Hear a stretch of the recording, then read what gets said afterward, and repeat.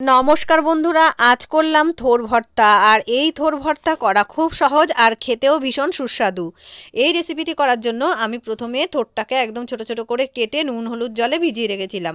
এইদিকে পেঁয়াজ কুচি, আদা কুচি, রসুন কুচি, টমেটো কুচি রেডি করে নিয়েছি। এবার থোরটাকে একটু গরম জলে ভাপিয়ে নিয়ে এটাকে শিলে পেস্ট করে নিলাম। তোমরা চাইলে মিক্সিতেও পেস্ট করে নিতে। কড়াইতে ভালো করে তেল গরম করে তাতে শুকনো লঙ্কা আর রসুন ফোড়ন দিয়ে দিলাম। এবারে দিয়ে দিলাম পেঁয়াজ কুচি দিয়ে কিছুক্ষণ ভাজার পর এর মধ্যে আদাও দিয়ে দিলাম। মতো ভাজা হয়ে আসলে এখানে পরিমাণ মতন লবণ দিয়ে দিলাম, হলুদ দিয়ে দিলাম, লঙ্কার গুঁড়ো, জিরের গুঁড়ো সব দিয়ে বেশ কিছুক্ষণ কষিয়ে নিয়ে টমেটো কুচি দিয়ে কিছুক্ষণের জন্য ঢেকে দিয়েছিলাম।